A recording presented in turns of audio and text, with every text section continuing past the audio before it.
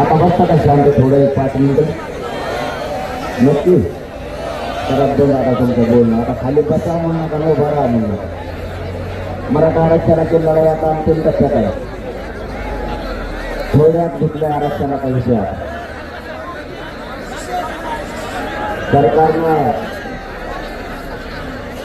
मला बोल केला ना मला जमतच नाही.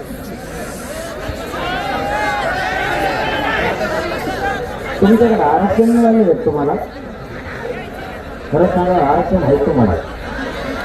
अरे आहे का नाही? नाही मग गप्पा सरकार आहे तुम्हाला झाला नाही पिढ्या वाटलं पोरायचे गौर गोंधळ करता. तुमच्या ह्यातल्या गोंधळामुळे तुमच्या ह्यातल्या चालीमुळे जागपुरी बुडाला टेकायची वेळ आली. मरूनच्या हरामखोरी विरोधकांनी आपला फायदा उचलला. कधीतरी शहाणपणाच्या भूमिकेत यायचं शिका. इथं जातीवर किती त्रास व्हायला लागला जरा वेळ नाही का ते शिका कधीतरी. तुमच्या या राजकारणापायी तुमच्या आरड्यावरड्यापायी इथं पोरांचं उभं आयुष्याचं वाटवलं झालं. तुम्हाला 2-1.5 शतकाने गोंधळ करून जाता. आता गोंधळाचे दिवस नाही राहिले. आता पोरं जर प्रगती करण्याचं असलं तर आपल्याला शहाणपणाची भूमिका घेऊन स्वतःच्या लेकरासाठी लढायचं शिकावं लागणार. मी कमराला पट्टा बांधले. तुमच्याकडे माझे शहाणपण सांगायला नाही आलो. एका महिन्यात 26 दिवस उपोषण केलं. माझं शरीर सुद्धा मला साथ देत नाही. पण या जातीसाठी मी माझ्या जीवाची पर्वा नाही करत. या जातीतले लेकरं मोठे व्हावेत माझं कुटुंब सुद्धा नाही बाजूला सारलं. आजकालच्या दुनियेत अगोदर कुटुंब आणि नंतर जनता असं बोललं जातं. लोकांच्या नंतर बघू अगोदर माझं कुटुंब.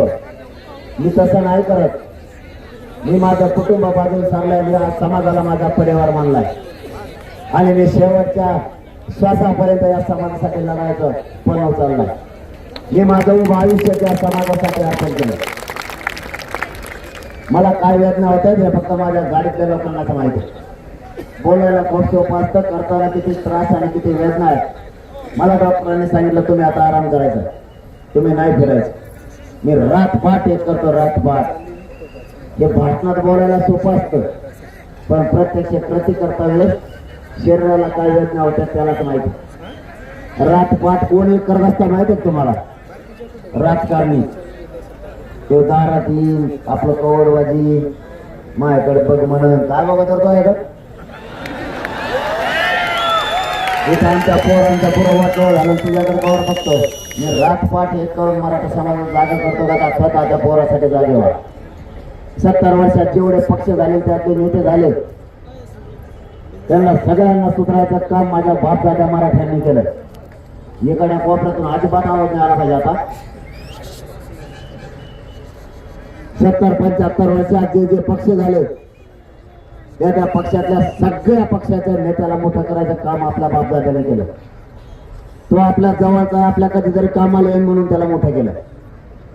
आज आपल्या लेकराला गरज लागली आरक्षणासाठी मागणी करायची ती अधिवेशनात एकही आमदार आणि मंत्री आपल्या बाजूला नाही बोलला तो 50% वर घ्या खाली घ्या त्याच्या सोयीनुसारच बोलला. त्याला कोणी बोलायचं सांगितलं? आमची जी मागणी ते बोलायचं सोडून तुम्ही दुसरी मागणी केली कशी? महाराष्ट्रातल्या मराठ्यांना ओबीसीतूनच आरक्षण मिळायला पाहिजे ही मागणी आहे. या भारत देशात आतापर्यंत कोणाच्याही शासकीय नोंदी सापडल्या नाही. त्या सरकारी नोंदी मराठ्यांच्या सापडल्या. भारत देशात ज्यांना ज्यांना आरक्षण दिलंय त्याची एकाचीही शासकीय नोंद सापडली नाही. तरीही त्यांना 1967 आरक्षण दिलं आणि मंडल कमिशनला सुद्धा 90ला दिले. मंडल कमिशनला 3 कामं सांगितली. जी जात आरक्षणात घालायची तिला मागास सिद्ध करा. ज्या जाती आरक्षणात घालायच्या त्या ओबीसी जातींची यादी तयार करा आणि ओबीसीची जनगणना करा. यातलं एकही काम मंडल कमिशननं केलं नाही. तरी युपीसी सरकारनं तो आवाज स्वीकारला आणि ओबीसीला आरक्षण दिलं 14%. 90ला ते आरक्षण 30% झालं. माहित आहे तुम्हाला? झोपा नुसते झोपा तुम्ही आणि पोराला जाऊ देऊ शकतो. याच्यात श्रीमंत मराठा असो नाही तर गरीब मराठा असो, पैसा सारखाच खर्च करावा लागतो. आणि प्रत्येक मायबापाचं स्वप्न असतं माझं लेकरू अधिकारी झाला पाहिजे. ते कधी करायचं? कोणाच्या जीवावर करायचं? आपल्या डोळ्यात देखता आपलं 16% आरक्षण गेलं तरी मराठ्यांनी त्याच्यावर पाणी फिरले. पण आता आमच्या 54 लाख नोंदी सापडल्या. आज 54 लाख नोंदी सापडल्यात. याचा अर्थ मराठा आरक्षण 70 वर्षापूर्वीच होता. स्वातंत्र्याच्या अगोदर. कोण अडवलं रे? अडवू नका मध्ये आता. 54 लाख नोंदी सापडल्या. आपलं सरकारकडे साधू म्हणून 54 लाख नोंदी सापडल्या तर 54 लाख मराठ्यांना ओबीसी आरक्षणातले प्रमाणपत्र द्या. काय चुकीची मागणी? आणि त्याच्या परिवाराला सुद्धा द्या. कायदा सांगतो ज्याची नोंद सापडली त्याच्या सगळ्या परिवाराला त्याच नोंदीच्या आधारावरती आरक्षणाचा लाभ द्यायचा. बीड जिल्ह्यात एक गाव आहे, त्या गावात एक नोंद सापडली. फक्त एका नोंदीवर 250 लोकांना प्रमाणपत्र मिळाले. एका नोंदीवर. आणि त्याच्या गावाची लोकसंख्या 250. तेवढेच लोक होते. पूर्ण गावच घेतलं गेलं वेगळ्याच नोंदी. मग 54 लाख नोंदी मिळाल्या. एका नोंदीवर 4 लोकांचा फायदा होतो. मग भाषा कळत तुम्हाला मी काय सांगतो? कारण बऱ्याच जणांना कळतच नाही मी काय बोलतो. आणि त्यांना तर कळतच नाही. त्यांना जर नाही कळालं ना त्या अधिकाऱ्याला मग विचारते त्याचा अर्थ काय होतो. त्याला नाही कळलं ते मला फोन लावतो. त्याचा अर्थ काय होतो मला नाही बोलते. कारण मी का ठेका नाही घेतला 12 मला कळलं. 54 लाख नोंदी सापडल्या. परिवाराला 5 तरी दिल्या. आजच 2.5 कोटी महाराष्ट्रातला मराठा समाज आरक्षण केला. आजच. त्याच्यात आपण आणखीन एक शब्द वापरला, गणगोतातील सगळे सोय. हा पण शब्द द्यायचा. ज्याच्या नोंदी नाही मिळाल्या त्याला त्याच नोंदीच्या आधारावरती द्यायचं. त्याचा सोयरा. उदाहरणार्थ आता एखादी नोंद शिरूरची सापडली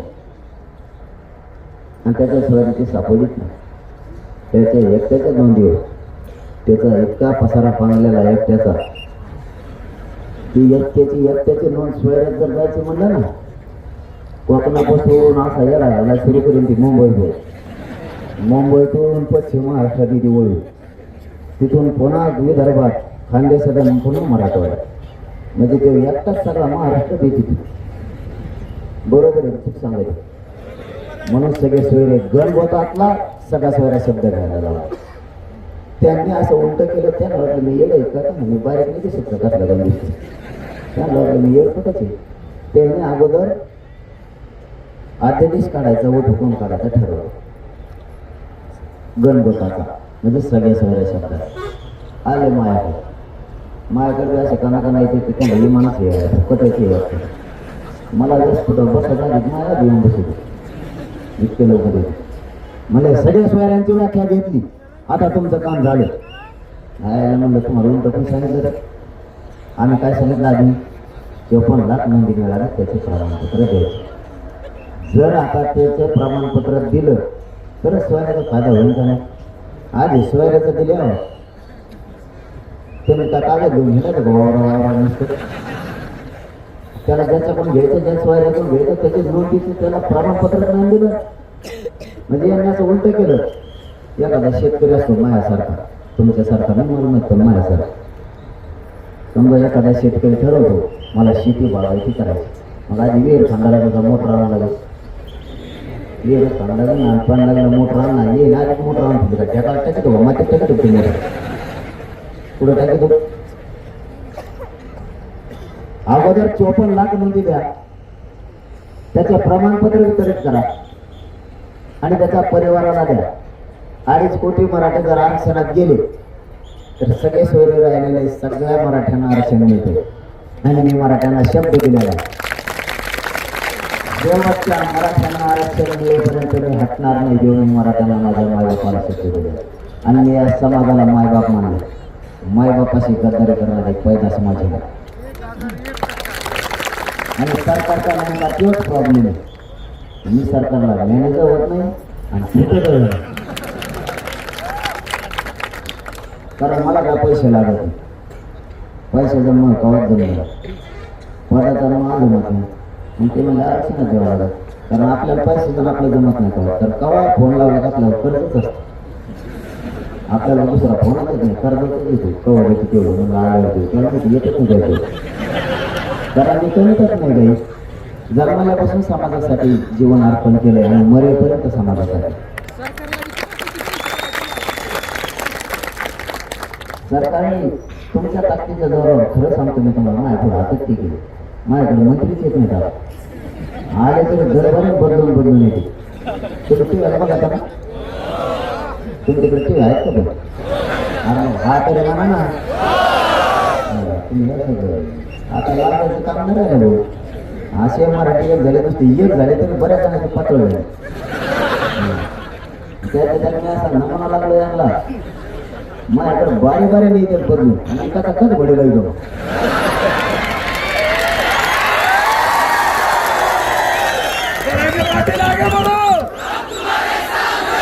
कारण मी माझ्या समाजाशी प्रामाणिक आहे. मी आंदोलन निर्माण होण्यासाठी किंवा नेतृत्व करण्यासाठी नाही उभा केला. समाज मेंटेन करण्यासाठी आंदोलन नाही. माझ्या गोरगरीब मराठ्यांच्या लेकराला आरक्षण मिळावं म्हणून आंदोलन उभा राहिलेलं आहे. तुमच्यासाठी नेतृत्व करण्यासाठी नाही. माझ्याकडे दरवेळेस बदलून येते. दुसरा आला ते म्हणतो तुमचं काय ठरलं होतं मला माहिती तुम्हाला मोठी बरं मग काय झालं तर 4 वेळेस आले 4 वेळेस बदलूनच आले. आणि आपले पोट्टेले बेकार येते मराठी हे सांभाळणं म्हणजे लय कसं होते. लय बेकार झालं. मी 17 तारखेला बैठक घेतली महाराष्ट्रातली. मी म्हणलं भाऊ एक पाहिजे छान आपण विरोध एक आंदोलन करून बघू. नाही नाही म्हणलं कसं म्हणलं मुंबईला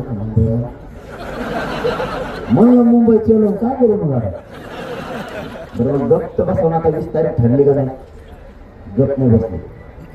त्या सोशल मीडियावर कोणी टाकलं आणि कोणी नाही काय नाही सगळं महाराष्ट्रात व्हायला झालं. कोण मुंबईला मसडी घेऊन निघालं कोण नाही काय मिळत लागला. सरकार घालून द्यायला त्याला का मला बोलत आला हो मुसडी घेऊन मला म्हणून ट्रेन टाकायचं नाही बरं गप्प बसायचं तर गप्प बसले नाही त्या मुसडीवर उलट तोंड करून बसले ना फोटो टाकले. आणि एक आहे मसडीवर 4 बसले असा फोटो होते. ते म्हणते होय मसडीवर किती लोक बसतात म्हणलं ते बी मला माहित नाही त्यांना घेतो. त्यांना आम्ही किती संख्येनं येतोय घेऊ घात नाही आणि आपण त्यांना काय मागितलेलं नाही. आपण म्हणलं त्यांना आरक्षण देऊ नको आम्ही आमचं सगळं खायचं प्यायचं घेऊन येतो तेवढी एकच व्यवस्था. मला एका प्रतिनिधीचा फोन आला आता सांगतो आहे का काय तुम्हाला मला काय मला मी आवडत आणि मग आधी काय नाही आता मी राजपाटी करतो. मला कवा खाल्लं तरी पचत मी पाठ वाजता खाल्लं तरी पचत. माझ्या गाडीत गेल्यास टेन्शन ते म्हणतात याला कवा पचत खाला का 10 वाजता टोपलं कापायला सुरू केलं होतं भाजी ते मी पण खाते दादी काय सांगत होतो तुम्ही हा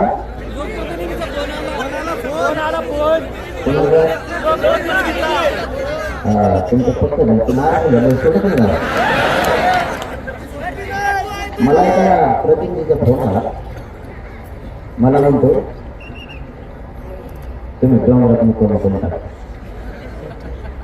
आता ती वारी जाते ना आपली वारीचं मुक्काम गावात असते.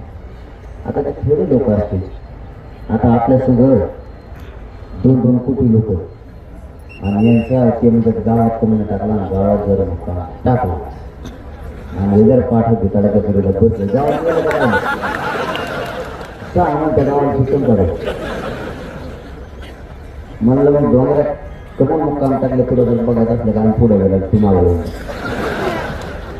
अयो ते म्हणजे यासाठी मुक्काम आहे का डोंगरात म्हणलं हा तर आपलं सगळं दुःख मुक्काम डोंगरात आहे तुम्ही मोजून बघा मग आणि म्हणलं मुंबईत आलं म्हणलं किती जागा मिळेल तिथे त्याच्या हे पोट्टे असे खराब आहेत ना हे मराठीची इथे सोशल मीडियात लिहून टाकी मंत्र्याचा बंगला बघायचा, मंत्र्याचं घर बघायचं, मंत्री कोणत्या जागेवर ते बघायचे. अरे बाबा त्या काटाट्यात जर त्याला जागी सापडली ना त्याचा कार्यक्रम झाला नाही समजा. आणि ते विमानात बघायचं म्हणते आता पंख्यावर बसवतो आता वर जाऊन कोणाला काय करते. मला का असा भात पाळला मी उपसवला बघतो दिवसात माझ्या जवळ बसून टाकायचा. रस्ते सगळे मुंबई हिंदू येते का ते हिरो हिरो बघलेच बघायचं म्हणते. मी सरकारला सांगितलं होतं अविनोद नाही ही चीड आहे मराठ्यांची. आमच्या पोरांचे 70-80 वर्ष वाटवत झालं ही चीड आहे मराठ्यांच्या. मराठ्यांनी सध्या राजकारण सोडून घेत ताकदीनं मराठा आरक्षण जिंकण्यासाठी मैदानात उतरले. ही मराठ्यांची चीड आहे. हक्काचं असून देत नाहीत तर तुम्ही हक्काचा नसतं तर 200 वर्ष केली गेलं नसतं. मायबापावर तुमच्या ताकदीवर आरक्षणाचा मिळाल्याचं नाही. फक्त काळजी करू नका. एकजूट मात्र फुटू देऊ नका. राजकारण तुम्ही काय बसलं का आता घास ना म्हणून लागेल बरं. एवढ्या मोठ्या सभेत ते मोठं सगळं तिथे जाऊन उभा आहे. मला काय धाकपाडा रे मुंबई जायचं आधीच मुंबई फुल होती का गण मला इकडे राहावं लागत होता गाडी. एक तर का शेजन हा बघ आज एक काय करतात मृत्यू येते जोडमध्ये. मी म्हणलं तिथं जर तरी गप बसा गप नाही बसत. एक जणांनी त्या असा शोध लावला.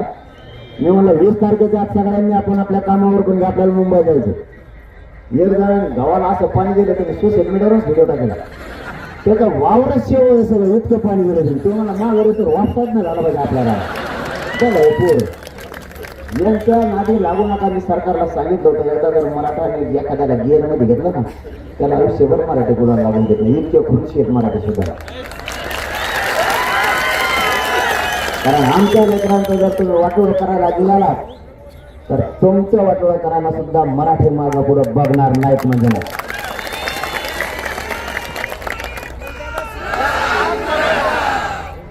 आपण 70 वर्षाचे जे आमदार आणि मंत्री आणि जे पक्षाचे नेते मोठे केले त्यातला एकही काम आले नाही. तो इतका मोठा झाला की त्याचे पोरं परदेशात शिकायला गेले. इतका श्रीमंत झाला तो की त्याच्याकडे गाड्या घोड्या घर बंगले सगळं आलं. आपण शेत्या करू बेजार घालून नोकऱ्या करू बेजार घालून नोकऱ्या करणारे पोरं शिकितेत. आपल्या पोरांना नोकरी लागून म्हणून आरक्षणामुळे त्याला मिळाला. सगळे सारखेच एकाच रेंजमध्ये आलो आपण. मग त्याला तो साहित्याला मोठं केलं. तुमच्याकडे असं नाही का मी सगळ्या महाराष्ट्रातल्या म्हणतो तुमच्याकडे असलं तरी मी देतो बी नाही कारण वाचून देतो. मी माझ्या मराठ्याच्या जातीच्या बाजूने मला जातीपेक्षा कोणाला काही समजत नाही आणि मला गरज नाही कोणाची.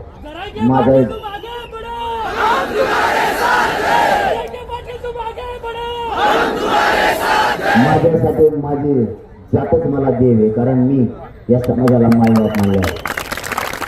या समाजासाठी मी माझं कुटुंब सुद्धा बाजूला सारले. 4.5 महिने झालं मी आमच्या उंबऱ्याला सुद्धा शिवलं आणि आरक्षण मिळेपर्यंत शिवणार सुद्धा. कारण मी तितका निष्ठूर सुद्धा आणि कट्टर सुद्धा. एकदा जर शब्द फेकला तर माझं सारखं सुद्धा. या राज्यातले जेवढे साहेब मोठे केले ते साहेब आपल्याकडे लक्ष द्यायला तयार नाही. त्याचे पोरं परदेशात शिकायला गेले. माघारी आल्यावर आपण त्याला भैया म्हणायला लागलो त्या साहेबाच्या पोराला आणि ते आपल्या पोरांना नाण्या तुकेला म्हणते. खरं आहे की नाही. आणि आपण त्याला भैया म्हणतो. मावशो तुम्हाला काम सांगू बा तेवढं करा तुम्ही. मी हा इकडं पक्का तुम्ही काळजीच करू नका. आणि हे तुमच्या पुढं नका मला सांगायला माहिती तुमची यांचा फटका तुमच्या जवळ आणि या नका त्रास जवळ मी आहे तुमचा भाऊ तुमच्या बाजूला. मी त्याला सुधार करायला मला आत्ता पिळून टाकतो. फक्त उद्यापासून एक काम करा तुम्ही. आता हे घराच्या बाहेर चालले की आधी विचारायचं तुम्ही पुढे करा. हे जर म्हणले का साहेबाच्या भयाकडे चाललो ते टंगडं बांधू घरात व्हायला त्या साहेबाज भाया मरू दे म्हणा तिकडे. अगोदर आरक्षणाचं बघायचं. आरक्षण मिळालं तुम्हाला जे राजकारण करायचं करा. तर मराठ्यांनी पक्ष नेते तिथे कोणालाच विचारायचं नाही. अगोदर आपले लेकरं मोठे होण्यासाठी संघर्ष करायचा आणि त्याच्यासाठी मी तुमच्या जीवावर बाहेर पडलो. तुम्ही जर एका राजकारण आणलं तर ते त्यांचं साधून घेतील. पुन्हा एकदा आपल्याच पोराचं वाटवलं आणि अशी संधी मराठ्यांना पुन्हा नाही येणार. या संधीचं सगळ्यांनी आता सोनं करा. एक जीवनाला असेल आता तुम्ही राजकारण करू नये या मताचा मी नाही. तुम्ही अवश्य करा, पण ती वेळ आता नाही.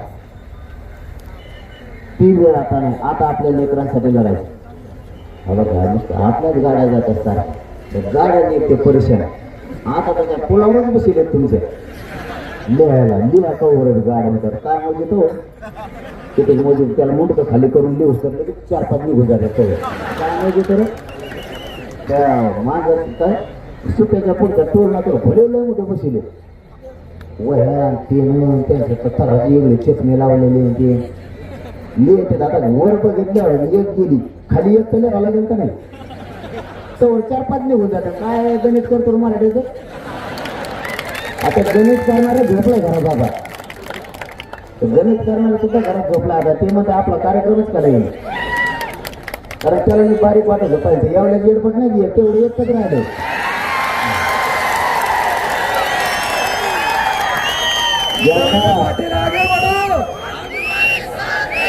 एकदा आरक्षण मिळून द्या, त्याच्यात किती मस्ती आहे ना एकदा बघायचीच माहिती आहे. त्याला आता जातो गेला गेले तो पिशीच घेऊन येतो सध्या बाजाराची, आणि त्याच्यात कागद कोणत्या संपादकाकडे जातो. तुमच्या दम असला तर वाचून दाखवा त्यांना लावून. तू काय ह्याला मराठीत नाही लागत हे पोटे राहणार बसत घाण शिदी तर खाली त्या कमेंट मध्ये तो काय ह्याला मराठीत म्हणतो नेशाकडून सापडून आणल्यात काय माहिती एक शिवाचे 2 दिवस जीवन जात नाही माझं इतकं ठेवत कुठून सापडून आणल्या तर कुठून ते कोणत्या संपादकाला दाखवते सध्या. तुमच्या दम असला तर वाचून दाखवा तूच वाचव. त्याच्यावर काही दिवसाने त्याने जर मराठीत नाचण्यास वाढा ना लोकांनी भजे खाल्ले कागदच जर त्याने खायला लावले की पुढे त्याला त्याने सगळे चपला चुकला असं गोळा करायचा चुकलेला. इतकं बधीर मंत्रीने कवाच नाही बघितलं. काय म्हणा काय नाही मला म्हणताय 5वी शिकलेलं मी. अरे माझ्या शिक्षणावर मी खरंच 12वी शिकलेलं आहे का. सरकारने 3 दिवस घातले 3. तुला काय डोकं आहे का नाही. ते म्हणले सगळ्या प्रश्नाचं उत्तर देतं याचा अर्थ हे 12वी शिकलेलं नाही. त्याने 3 दिवस घातले ते मला म्हणतात 5वी शिकले. बरं मी 5वी ते 5वी दोन देतो मी 5वी ते 5वी शिकले, पण तो जिरविले का नाही.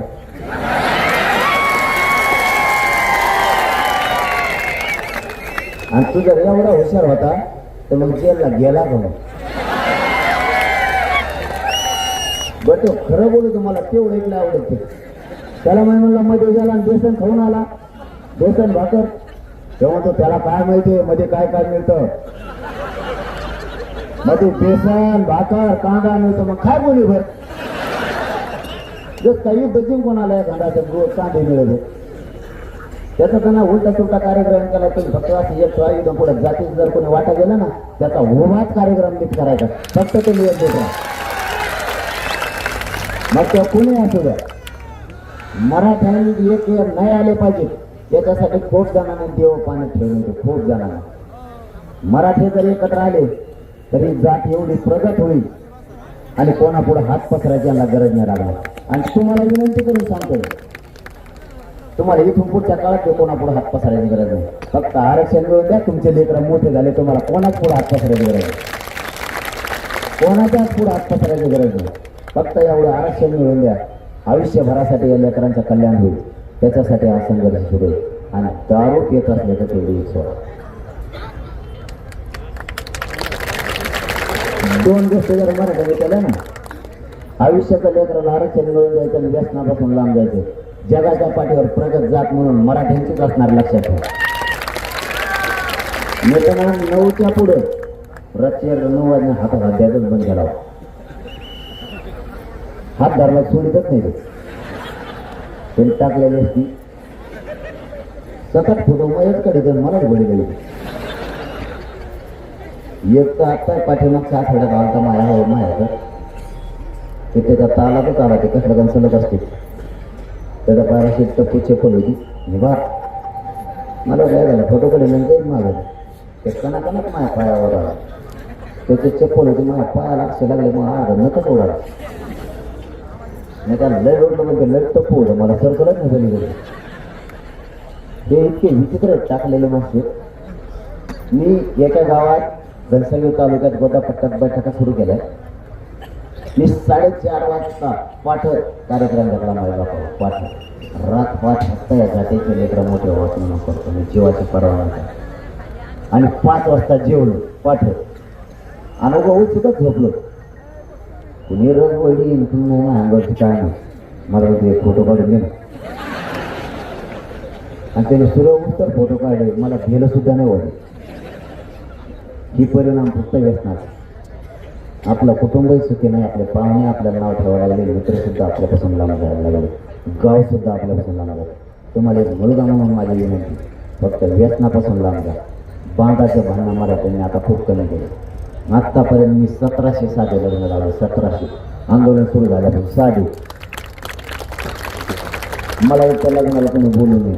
बोललं का ते साधत होते. एक इंजिनियर पोरग इंजिनियर पोरगी. कारण मला जबाबदारीने व्यासपीठावर बोलावं लागतं म्हणून खोटं बोलून गेलं. ते म्हणलं आमची ती काढायची काय असते ते छोकरी फोडायची. म्हणलं तुम्ही या. म्हणलं येतो. आणि असं व्यासपीठावर 20,000 सामान ठेवलं होतं. जिलेबी लाडू आमचं तर म्हणलं हे काय.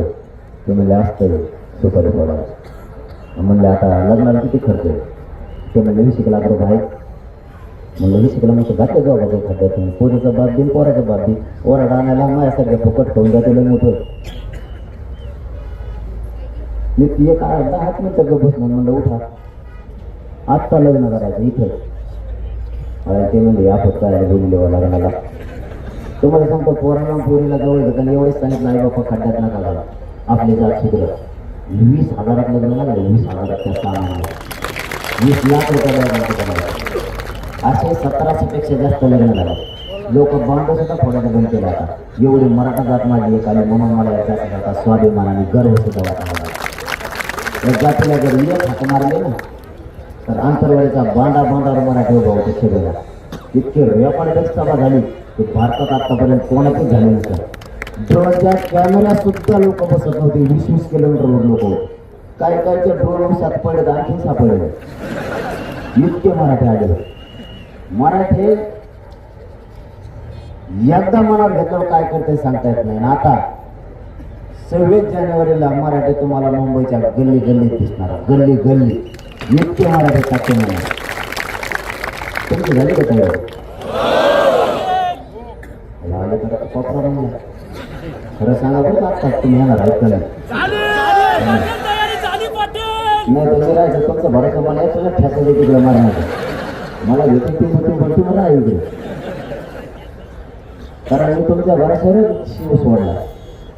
मराठा जातीला काय पाठबळ द्यायचं असतं ना परवा दाखवून दिले.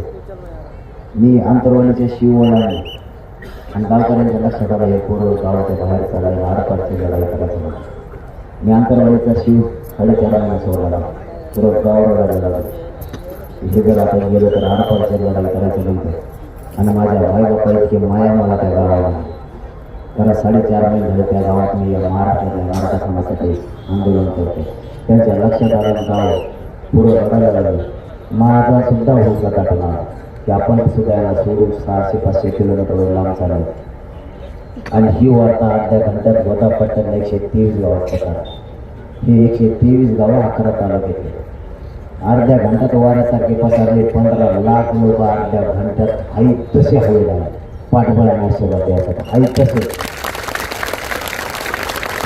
पाठबळ काय द्यायचं आणि कशी साथ द्यायची हे मराठ्यांकडून शिकावं. आणि मी जसा आंतरवाडी गाव सोडलं आता शिरूरपर्यंत आलो. एकही गाव असं नाही का मराठा घरी. शिरूरने सुद्धा तेच केलं आणि इथून पुढे मुंबईपर्यंत सुद्धा तेच होणार. आशीर्वाद देण्यासाठी आसपासचे शेकडो मराठी मी ज्या रस्त्यावर जातो त्या रस्त्यावर आणि माझी तुमच्याकडून काहीच अपेक्षा नाही. आरक्षण घातल्याशिवाय मागे येणार म्हणून छातीवर गोळ्या जरी झाला तेवढ्या तरी झालं. आणि मराठीच्या लेकराला आरक्षण देऊन गुलाल टाकल्याशिवाय तुमचा मुलगा 1 इंच सुद्धा मागासारखा शब्द. फक्त तुम्हाला एकच विनंती माझी, जर तिकडं पोरांना काही त्रास द्यायचा प्रयत्न केला तर एकाची खिंड तुम्हाला लढवायची. मुंबईचे खिंड आम्ही लढवतो. आतापर्यंत मी बीडच्या सभेत सांगितलं होतं. बीडला इशारा सभा घेतली होता. त्या सभेत सांगितलं होतं की माता मावल्यानंतर काम दिलं आम्ही सगळे मुंबईला जातो आम्ही आरक्षण घेतल्याशिवाय मागं नाही येणार. जर पोरांना त्रास झाला तर मागची खिंड माता मावळून येणार. बीडसह महाराष्ट्रातल्या सगळ्या महिलांना त्यावेळेस आवाहन केलं की सगळ्यांनी पाठीमागची खिंड घाला. सांगेल फक्त तेवढंच करा, काहीच करा गेलं. मुंबईला जाणारे मराठी नुसते तिथे जरी मांडी जरी घालून बसली तरी दुसऱ्या दिवशी सकाळीच मराठ्यांच्या हातात आरक्षण पडलंच म्हणून समजा. नुसत्या मांड्या घालून शांततेने आणि पाठीमागच्या माता मावळ्यांनी जर तिथल्या पोराला काही त्रास दिला, बरं तुमचं त्यात पोरं नसल किंवा असेल मला नाही माहीत, पण गेलेल्या पोरात तुमचंच पोरग बघा आणि त्याच्या पाठीशी उभा राहा. ते पोरं आरक्षण घेतल्याशिवाय मागे नाही होता. तुम्ही फक्त त्यांना जर त्रास दिला तर एकच काम करा, एवढ्या वेळेस आरक्षण पोरांना मिळेल. जिल्ह्यातल्या माता मावल्या एकत्र येणार टाकतील. एक माता माऊली जर रस्त्याने निघायला लागली तर पाठीमागे लाखांना तयार होणार, फक्त पुढे निघणार आहे. तुम्ही फक्त मागे एकच काम करा, तिकडं पोरांना जर काही त्रास दिला, इकडं सगळ्या महिलांना उठायचं, तो पक्षाचा कोणता असो आमदाराच्या नंतर दारात येऊन बसा. काहीच करायचं नाही, नुसतं त्याच्या दारात येऊन चौकून बसायचं आणि त्याला दोनच शब्द विचारायचे, तू इकडं निवांत झोपला म्हणायचं, तिकडं आमचे पोरं आरक्षणासाठी गेले आणि ते तिथले मंत्री आमच्या लोकांना त्रास द्यायला लागले. तू फक्त त्यांना सांगतो त्रास देऊ नको आणि फक्त पायाच्या हातात घ्या, हा बनवू नका. ते 2 महिन्यानं उघडायचो बाहेर सुद्धा नाही आणायचं. मी असं म्हणलं नुसतं व्यासपीठाच्या खाली आलो म्हणून तो चालू काही मी सरकार म्हणतोय असा निवार नमुना लागला म्हणजे आपल्याला. कारण मी मगाशी सांगितलं तुम्हाला, मी समाजाला मायबाप मानले, माझं कुटुंब बाजूला सोडून सारलं. मी या समाजाला मला कोणतंच माया कमी नाही पडू दिली आणि मी यांच्या जोरावर तिथं चाललो. मी मरायला नाही भेट, कारण या समाजाचे पोरं एकदा मला आरक्षण देऊ. क्लास 1 पासून क्लास 4 पर्यंत झालेले अधिकारी बघायचे, IPS IAS दर्जाचे अधिकारी झालेले बघायचे, कारण हे आरक्षण केंद्रापर्यंत. त्यामुळे मी व्यासपीठावर खाली उतारलो बिलच्या आणि नुसतं बसलो. माता मावल्या आल्या ते म्हणत दादा तुम्ही जमून बरं आहेत मागं नुसतं त्रास द्या दे, एका चपलीत तुतर फोडी देते. माता मावल्या सुद्धा इतक्या ताकद आल्या तर महिलांना कळलं आपल्या लेकराचं हित या आरक्षणाचे आपल्या लेकरं याच्यामुळे मोठे होणार. म्हणून आपला समाज एक बोलला आता एक बोलला तर एक जो फोटो देऊ नका. जाताना तुम्हाला एवढंच सांगतो, मी तुमच्यात असं नसं मला नाही, परंतु माझी जात खूप दिवसांनी एकत्र झाली. एकजूट फुटून देऊ नका, एवढी जबाबदारी माझं समाज. मात्र मी आता माझ्या हाताला तयार, काही झालं तरी मी एक इंच सुद्धा आता माझं न सरकारचं ठरवलं. मी उद्या तुमच्यात असं नसेल मला माहिती नाही, तो विचार सुद्धा मोडू देऊ नका आणि जात मात्र कधीच तिच्यात आता फूट पडून देऊ नका. एवढी जबाबदारी तुमच्या खांद्यावर राहावं. कारण हे लेकरं खूप यातना सहन करण्यात येतात. टक्क्यावर जर लेकरं हुकलं ना तर घरापर्यंत रडत यायला लागले. कित्येक तरी पोरांना आत्महत्या केल्या, कित्येक तरी पोरांचे आणि आईबापांचे स्वप्न भंग झाले की माझं लेकरू अधिकारी झाल्यावर कधी काही आम्हाला सुद्धा सावलीत बसायला मिळेल. पण ते स्वप्न सुद्धा आरक्षणाला पुढे रात्रांगोळी करून टाकली. आता हा लढा आपण जिंकत आला, आता हे शेवटच्या टप्प्यात आहे. ही लढाई जिंकायची मायबापा. फक्त या जे पोरं तिकडं आज मुंबईकडे चालले ते तुमचे लेकरं म्हणून चालले, यांच्या पाठीशी ताकते नाहीत ते उभा राहा. की आता इथं जमलेले जे लोक आहेत यांनी पुणे जिल्ह्यात वार्ता पसरा की आपल्याला शांततेत, परंतु पुढे जर तिकडे काही त्रास झाला तर मुंबईच्या गल्लीत मराठी असणारच आहेत, पण महाराष्ट्रातल्या रस्त्यावर फक्त आणि फक्त मराठीच दिसले पाहिजे या ताकदीला रस्त्यावर. छत्रपती शिवाजी महाराज की इतका धाक भरला पाहिजे की कधी काळी मराठीच्या वाटत जायचं जर कोणी म्हणलं तर त्याचा अंग थरथर कापला पाहिजे या ताकदीला एकत्र. आणि मुंबईत बी इतकी धडक मारा, इतकी शक्ती दाखवा की विश्वाचा सुद्धा रेकॉर्ड मोडला पाहिजे की इतक्या ताकदीनं मराठी मुंबईत आलेच कसे, इतक्या ताकदीनं धडक मारा, याची शक्ती दाखवा. मराठ्यांची इतकी एकजूट या मुंबईमध्ये दाखवा, त्या अंगातलं रक्त सुद्धा असं सळसळ केलं पाहिजे आणि मराठ्यांच्या आरक्षणाचा प्रश्न 2 घंट्यात मार्गी निघाला पाहिजे या ताकदीला. 26 तारखेला या आपल्या पुणे जिल्ह्यातल्या महाराष्ट्रातल्या सगळ्या बांधवांना मी आज शिरूर नगरीतून आवाहन करतो, एकानंही घरी राहू नका. आपल्या लेकराच्या न्यायासाठी सगळेचे सगळे आपले कामधंदे थोडे दिवस बंद करून मुंबईकडे या. आपल्या लेकरांना एकदा आरक्षण द्यावं लागा. बस आपलं स्वप्न पूर्ण झालं. आपलं आरक्षण एकदा मिळालं का आपले लेकरं मोठे झाले आणि हे स्वप्न पूर्ण करण्यासाठी सगळ्या शक्तीला मी तिथं चाललो की मी माझा शेवटचा प्राण सुद्धा तिथं या समाजासाठी द्यायला तयार आहे, पण आता हाताला तयार आहे. आणि माझं शरीर सुद्धा मला साथ देत नसताना मी माझ्या समाजासाठी जीवाची पर्वा नाही करत आणि तुम्हाला शब्द देतो. शेवटी सरकारनं गोळ्या जरी घातल्या तरी छातीवर गेली पण मागं हटणार नाही. समाजाशी मरेपर्यंत गद्दारी करणार नाही शब्द देतो आणि थांबतो.